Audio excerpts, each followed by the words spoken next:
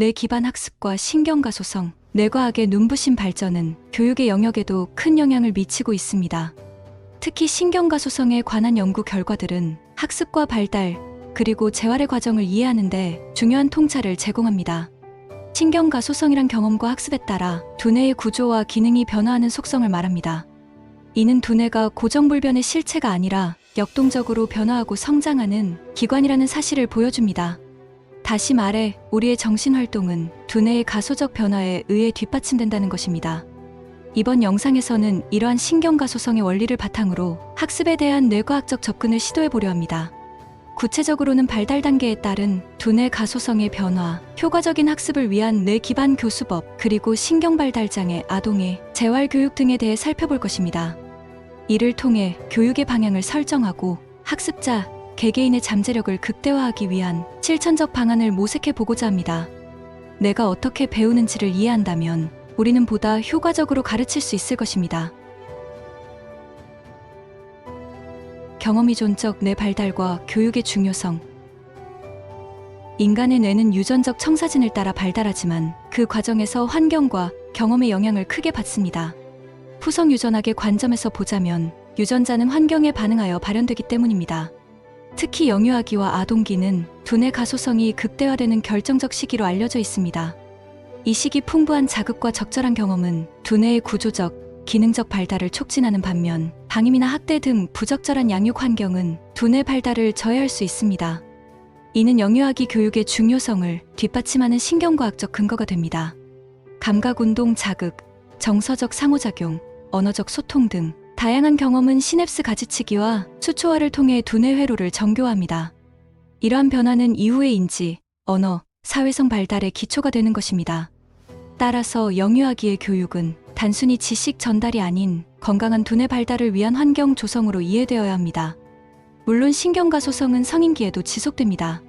새로운 것을 배우고 익히는 과정에서 우리 두뇌는 끊임없이 재조직화를 겪습니다.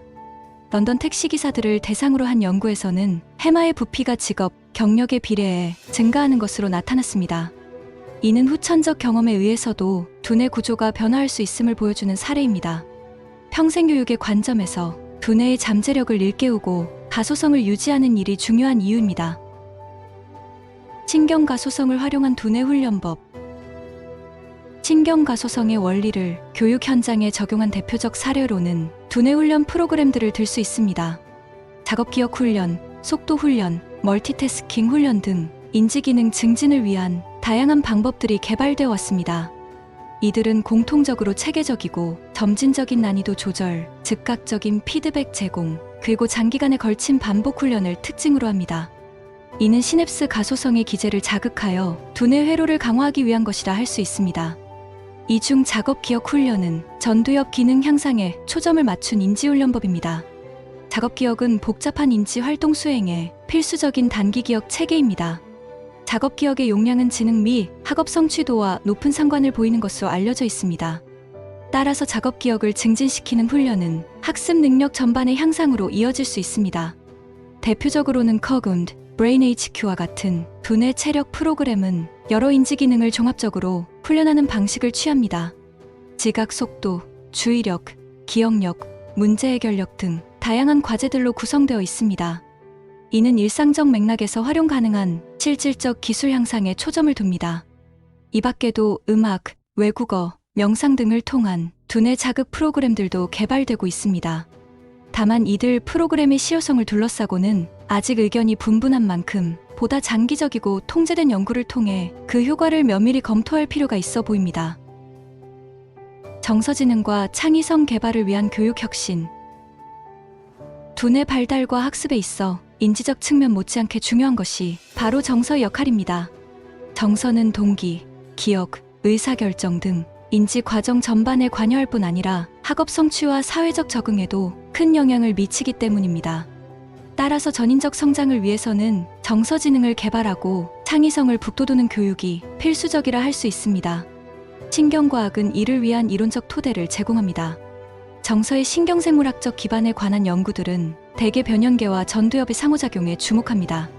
편도체로 대표되는 변연계는 정서 발생을 담당하는 한편 전전두엽을 중심으로 한 전두엽은 정서의 조절과 통제에 관여하는 것으로 알려져 있습니다. 따라서 이들 영역의 균형 잡힌 발달은 정서지능의 신경학적 토대가 된다고 할 수 있습니다. 실제로 명상, 요가, 심리치료 등은 전두엽변 연계의 연결성을 강화함으로써 정서 능력을 높이는 효과가 있는 것으로 보고되었습니다. 창의성과 관련해서는 확산적 사고를 담당하는 뇌의 기본 모드 네트워크가 주목받고 있습니다. DMN은 마음이 안정되고 주의가 내부로 향할 때 활성화됩니다. 이때 전전두엽, 후대상피질, 쇠기압소엽 등의 영역들이 유기적으로 연결되면서 자유현상과 발산적 사고가 촉진되는 것으로 여겨집니다. 반면 외부 자극에 주의를 기울이는 과제 수행 시에는 DMN의 활동이 억제되고 실행기능 네트워크가 우세해지는 경향이 있습니다. 이러한 신경과학적 지식은 정서지능과 창의성 교육에 직접적으로 활용될 수 있습니다. 예를 들어 명상, 예술활동, 자유로운 토론 등은 DMN을 활성화하여 확산적 사고와 창의성 발현을 도울 수 있습니다. 또한 스트레스 관리, 공감 훈련, 협동학습 등은 정서 조절 능력의 향상으로 이어질 수 있습니다. 나아가 학생들의 흥미와 재능을 고려한 개별화 교육은 내적 동기를 북돋우고 자기주도적 학습을 촉진할 것입니다. 중요한 것은 획일화된 주입식 교육에서 벗어나 학습자의 고유한 잠재력이 발휘될 수 있는 교육 환경을 만드는 일입니다. 영상이 도움이 되셨나요?